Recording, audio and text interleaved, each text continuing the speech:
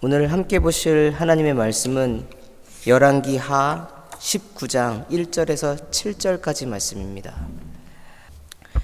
오늘은 하나님, 우리에게 왜 이런 일이 생길까요?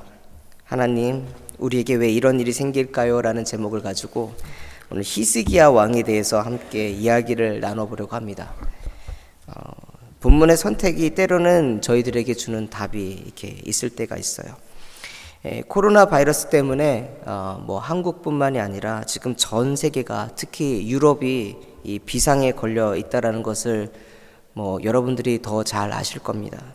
영국도 목요일 오후에는 이 리스크 레벨을 하이로 올렸고, 그 다음에 이거를 대처하는 정부 지침은 이 딜레이라고 하는 방침이 있더라고요. 한 단계 더 격상시켰다라는 것을 알렸습니다. 세부 지침이 어떻게 되는지에 대해서는 명확하게 저도 좀 파악 중에 있습니다. 어떻게 해라 뭘 하라 라기보다는 될 수 있으면 소셜 디스턴스를 지켜라. BBC 뉴스에서도 한국에서만 나오는 표현인지 알았더니 BBC 뉴스에서도 소셜 디스턴스를 이제 갖춰라 라는 표현을 쓰더라고요.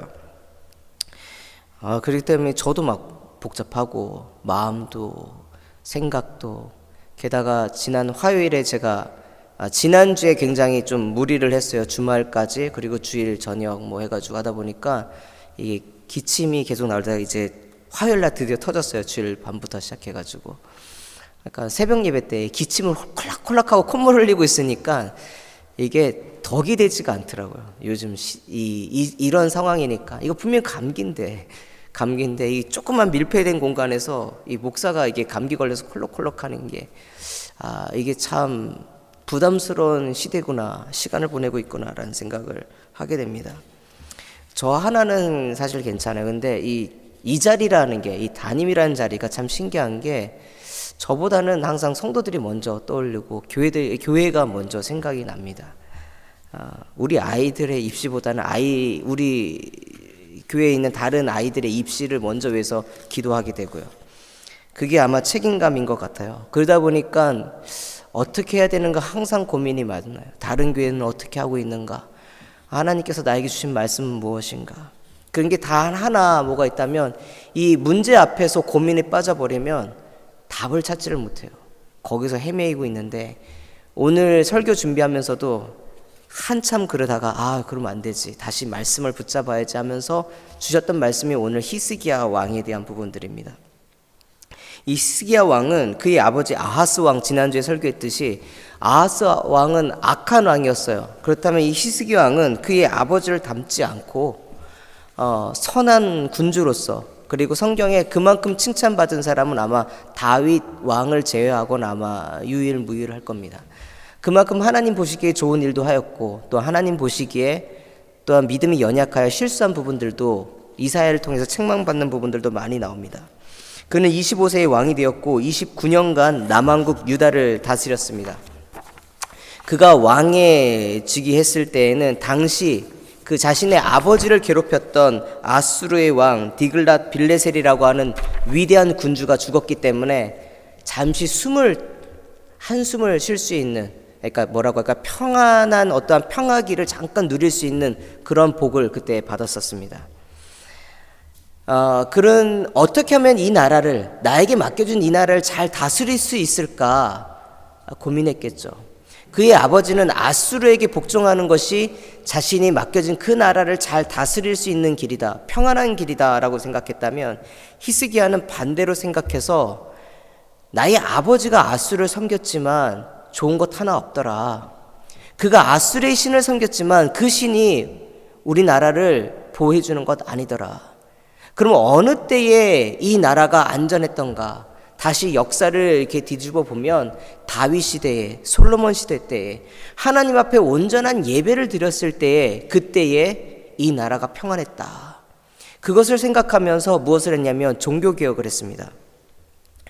오늘 우리가 읽은 19장 이 파트지만 이 18장부터 20장 계속까지 이렇게 이어져서 읽어야 되는데, 이 18장에 보면 이 히스기야가 종교개혁을 하는데 산당을 파괴를 했어요. 그래서 산당의 주상이라고 하면은 돌로 세운 것은 보통 바알상들이었고, 목각상, 찍었다, 부셨다라고 하는 것은 아세라상입니다. 이 산당에 있었던 그 우상들을 다 다 부셔버립니다. 없애버렸어요. 그리고 하나 주목받는 것이 무엇이냐면 모세 때부터 내려오는 놋뱀이 있었습니다. 이 광야에서 이 불뱀에 물려서 사람들이 죽게 되었을 때 하나님께서 모세에게 이르러서 놋뱀을 만들어서 이렇게 들리 올리면 그것을 보는 자마다 살 것이라고 했었던 그 놋뱀이 그 모세가 만든 것인지 아니면 그 모세가 만든 것을 본따서 사람들이 갖고 있었는 건지는 잘 알지를 못해요. 성경 해석자들마다 다르니까. 근데 분명한 것은 뭐냐면 사람들은 그 모세 때 만들어진 그 놋뱀이라고 해서 그것을 우상처럼 섬겼다라는 것입니다. 이 세상 가장 깨기 힘든 게 뭐냐면 전통이에요. 모세 때부터 이것을 보면 병이 났다라고 하는 그 뭐라고 할까요? 하나님의 역사하심을 보는 증거물인데 이것이 어느 순간에는 하나님을 나타낸 증거물이 아니라 우상이 되어버렸어요. 근데 우상이 되었음에도 불구하고 그게 전통이었기 때문에 사람들이 갖고 있었던 어떤 하나님을 보여주는 상징물 중에 하나였기 때문에 우상이 되었음에도 불구하고 파괴하지를 못하고 있었습니다. 근데 히스기야는 그거를 해냈다라는 거예요. 하나님께서 주목하는 것은 무엇이냐면 사람들의 관점이 아니었다라는 거예요. 사람들이 봤을 땐 큰일 날 일을 했죠. 그런데 하나님이 보시기에는 그것이 대단한 일이고 하나님의 기쁨이 되는 일이었다라는 것입니다. 이 히스기야는 그러고 난 다음에 성전을 정화합니다. 이 성전 정화는 청소와도 비슷합니다. 그의 아버지 아수르가 여호와의 성전에 아수르의 신전에 있는 모든 것들을 갖다가 장식하고 꾸미고 아수르의 신전으로 마치 만들어놨습니다. 그랬던 것을 이 히스기야는 다시 원상태로 돌려서 하나님을 예배드리는 예배의 처소로서 바꿔놨습니다. 이것은 당시에 아수르가 엄청난 힘이 있었음에도 불구하고 어쩌면 이 히스기야는 아수르를 거칠은, 그러니까 소위 말하는 반대편에서는 그런 정책을 피는 것처럼 보이게끔 하는 매우 강한 행동이었습니다. 히스기야가 왕이 됐지만 그의 신하들은 어떤 신하들이 있었겠어요? 친 아수르파도 분명히 있었을 것이고 친 애굽파도 있었을 것이고 친 자주국방을 주면 친 그 남왕국 그 다윗의 시대를 꿈꾸는 그런 사람들도 있었을 것입니다. 왕이 되면 정책을 왕대로 왕의 마음대로 할 수 있을 것 같지만 막상 그렇지는 않습니다. 그러나 히스기야는 그럼에도 불구하고 어떻게 했냐면 이것은 정치적인 문제가 아니라 종교적인 문제다. 우리 신앙의 문제다라고 이것을 밀어붙여서 종교개혁을 이렇게 단행합니다. 근데 이것만 한 것으로 끝난 것이 아니에요. 무엇을 했냐면 유월절을 다시금 복원시킵니다. 솔로몬 시대 이후부터는 무엇이 없었냐면은 이 유월절의 기쁨을 누리는 것이 없었다. 그러니까 유월절에 모든 백성들이 함께 모여서 하나님이 우리를 보호하시고 지켜주셨던 그 역사를 되새기고 또한 앞으로도 그렇게 지켜주실 것을 고백하는 그런 믿음의 민족의 신앙 고백, 이것들이 사라졌던 것을 다시 복원했어요. 근데 복원할 때 어떻게 복원했냐면 남왕국 유다는 아직 멸망하지 않은 상태였고 북이스라엘은 이미 멸망한 상태였었습니다. 황폐해져 있었어요. 근데 이 유월절을 지키자라고 할 때에 이 히스기야는 뭐냐면 우리만 지키자고 한 것이 아니라 저 북쪽 이스라엘의 사람들에게도 소식을 전해서 누구든지 이 유월절 이 축제 가운데 함께 참여할 수 있다라는 소식을 전합니다. 그런데 북이스라엘의 반응은 무엇이냐면 조롱하고 멸시했다라고 그래요. 이 소식을 전하는 자들, 우리가 유월절을 함께 보내자라고 소식을 맨 위에 있는 지역까지 다 전했음에도 불구하고 사람들이 그 소식에 대해서 여러 가지 조롱을 했다라는 거예요. 그 조롱의 내용은 담겨져 있지는 않지만 북이스라엘은 망했잖아요. 여호와를 믿는 우리가 뭐 망했는데 그거 믿어서 도대체 뭐 할 건데, 기도하면 뭐 할 건데, 예배하면 뭐 할 건데 우리가 망했는데. 패배한 그 10년 가운데서는 그들이 다시금 뭔가 고치고 뭔가 어디로 가야 될지 희망과 소망도 없었기 때문에 함께 모여서 우리가 기쁨을 나누자라고 하는 남유다의 초대 가운데 응하지를 않았습니다. 다만 어떤 아셀과 므낫셋과 스볼론 지파들 중에 몇몇 사람들은 그래도 내려가자. 여호와의 신앙을 갖고 있었던 사람들이 있었어요. 다시금 회복하자. 다시금 그 유월절 가운데 하나님이 주시는 그 음성을 듣고자 그들이 내려갔고요. 이 히스기야가 베푼 이 유월절 이 축제 가운데에 많은 사람들이 그 기쁨을 누리고 은혜를 체험하고, 그래서 그 집회가 끝나고 난 다음에 각각의 삶의 자리 가운데 들어가서 여전히 남아있던 많은 우상들을 파하고 하나님께 예배드리는 예배가 회복되어집니다. 놀라운 일들이 벌어졌어요. 그러면 여러분, 여기까지 했으면 하나님께서 복을 주셔야 되잖아요. 그렇지 않나요? 내가 하나님을 위하여 헌신하였고 무너진 단을 회복하였고 성전을 깨끗이 정화하였으며 오랫동안 하나님께 드리지 못했던 민족의 신앙 고백을 다시 복원했으면 하나님께서 이것만 보시더라도 나에게 복을 주셔야 되는데. 근데 히스기야가 당면한 문제는 그것이 아니라 오히려 환난과 어려움이었습니다. 오늘 우리가 읽은 본문만 갖고는 알 수 없지만 전반적으로 18장부터 다 읽어보시면 어떤 일이 있었냐면, 이 사네립이라고 하는 아수르의 왕이 군대를 이끌고 정복기를 떠납니다. 근데 이 정복은 어떤 정복이냐면, 자신에게 속국으로 있던 나라들이 독립하려고 하는 그 움직임이 있었기 때문에, 그들을 징벌하고자 하는 그러한 목적이 있었기 때문에 이 군대는 매우 잔인하고 광폭하고 마치 탱크가 밀어붙이듯이 그렇게 저돌적으로 달려오고 있었습니다. 히스기야에게는 아마 이런 질문을 했을 수도 있어요. 하나님, 나에게 좀 시간만 좀 더 주시지. 나라가 아직 회복이 되지 않아서 군대를 갖출 수도 없고, 나중에 이 조공을 바칠 때도 보면은 곳간이 비어있는 상태였습니다. 그러니까 그가 뭔가 할 수 있는 준비 시간도 없이 갑자기 아수르군이 밀려 들어오니까 그가 당해낼 길이 없는 거예요. 근데 사실은 이 본문에는 나와 있지 않지만 이사야서를 보면 여기에는 히스기야의 교만이 잠깐 있었던 것도 있습니다. 이사야는 분명히 경고를 합니다. 너 관료들 중에 히스기야가 중용하는 두 사람이 있었어요. 그 모든 관료들 중에서 중용하는 두 사람이 있었는데 그 두 사람이 뭐냐면 친애굽파입니다. 이 역사라는 게 이 성경 안에서도 이게 차근차근 보면은 이게 잘 보여지는 것이 있어요. 친애굽파 두 사람이 있었는데 이들이 뭐냐면, 우리가 자주국방을 하기 위해서는 지금은 애굽에 붙어야 된다. 우리 힘으로는 군사력이 없으니까 애굽의 힘을 그러니까 이집트의 힘을 붙여서 그들의 말과 병거를 수입하고 그들의 군사를 힘입어서 싸움의 전선을 우리 앞에다가 두면 이길 수 있을 것이다.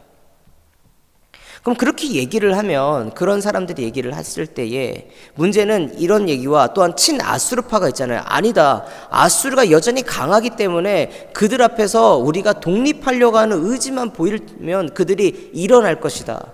이 친아수르파도 분명히 있었을 거예요. 그리고 아니다, 이쪽도 저쪽도 아니라 하나님만을 섬겨야 된다는 그런 사람들도 있었습니다. 소수지만.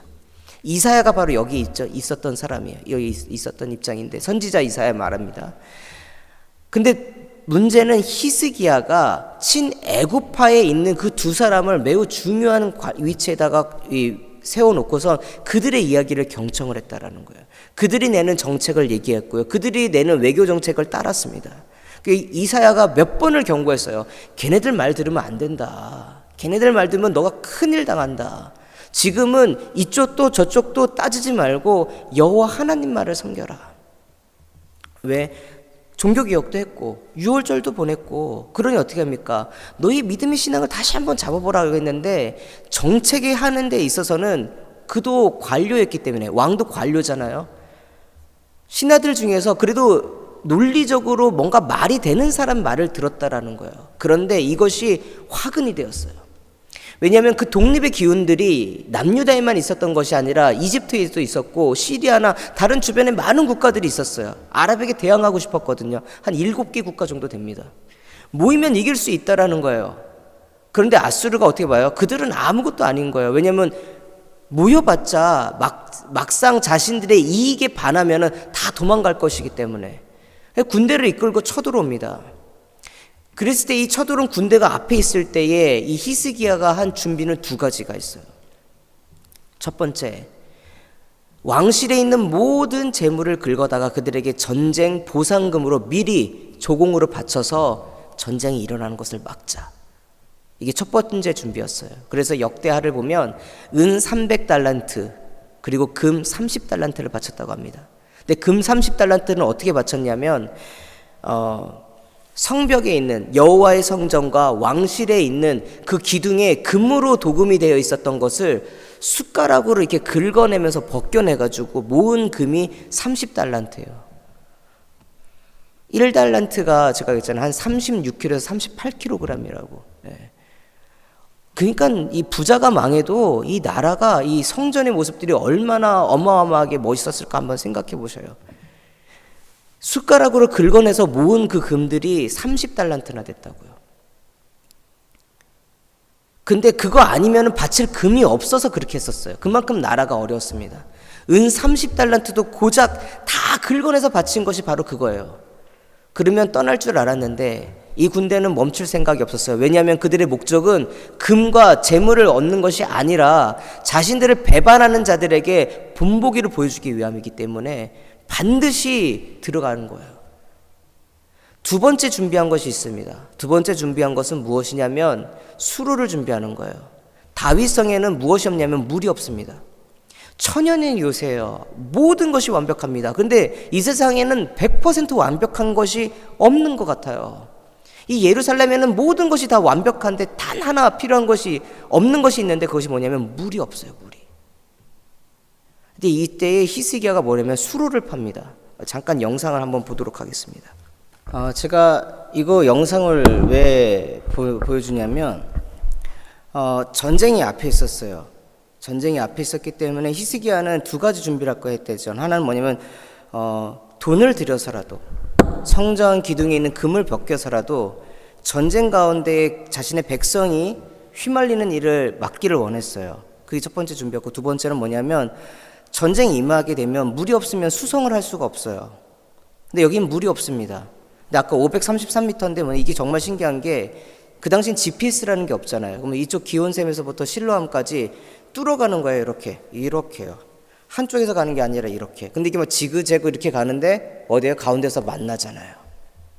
이걸 언제 때냐면 히스기야 왕 때 했다라는 거예요. 전쟁 앞두고선 준비를 해야 되니까. 물 없으면 백성들이 죽게 되는 거예요. 그러나 이 준비를 했다고 어떻게 합니까? 전쟁을 이길 수 있나? 없었어요.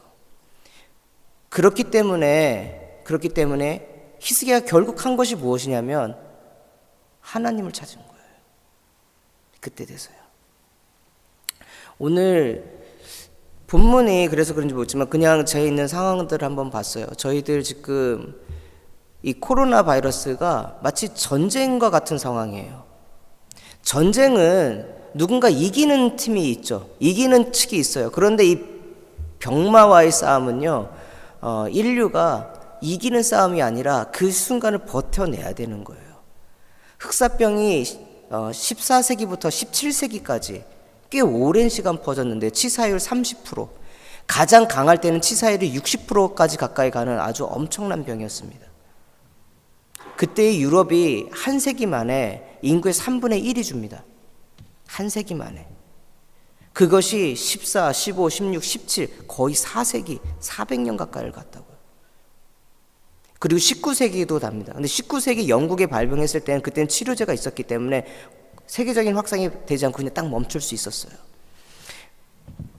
병이 들어오면요, 이전까지는 그 유럽이 서로 싸우다가 이제는 그 병마 때문에 지화하고 싸워야 되는, 아니면 보이지 않는 그 병마와 싸워야 되는 아주 그런 어려움 속에 있었어요.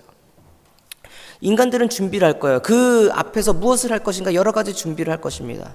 마치 우리 상황도 마찬가지예요. 코로나 지금 돼가지고 답이 없어요.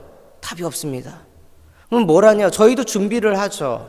저희 교회는 지금 작년부터 유튜브 채널을 운영하면서 일주일에 조금씩 설교도 이제 올리기도 하고, 이제는 영상 설교도 올리기도 하고, 매주마다 주간 묵상이라는 걸 올해부터는 올리기도 했었고요. 이제는 실시간 스트리밍도 저희들이 생각하고 있는데, 이게 이것 때문에 올 줄은 몰랐어요. 새벽 예배를 들으시지 못하시는 분들이 있어서 스트리밍 서비스를 생각했는데, 유튜브로 법이 개정돼가지고 옛날엔 핸드폰 하나 켜놓고도 됐었는데, 이제는 그 가입자 수가, 구독하는 수가 1000명 이상 되는 사람만이 핸드폰 스트리밍이 되기 때문에 컴퓨터를 할 경우에는 다른 장비들이 필요하더라고요.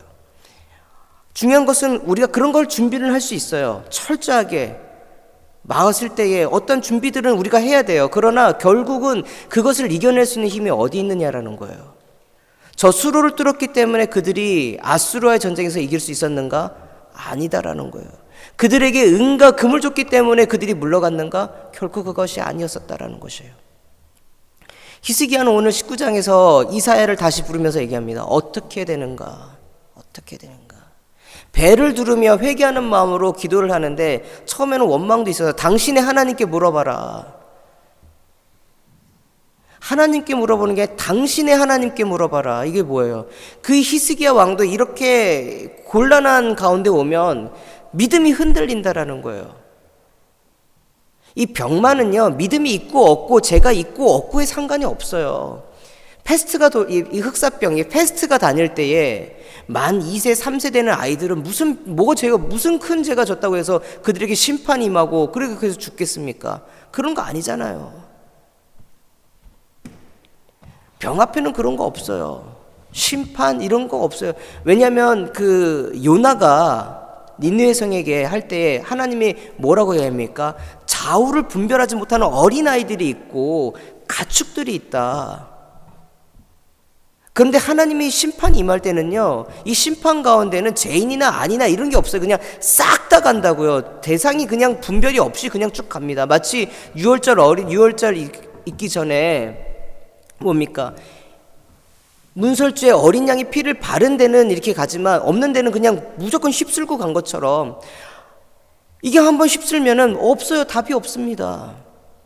그럼 우리가 할 수 있는 것은 무엇이냐면 우리가 준비할 수 있는 많은 것들을 준비해요. 그러나 이것 갖고서는 마치 히스기야처럼 우리도 뭐냐면 패닉이 돼요. 이거 준비한다고 될까? 이거 맞췄다고 될까? 돈을 바쳤다고 할까? 군대를 할까? 아니면 애굽에다가 사람을 보낼까?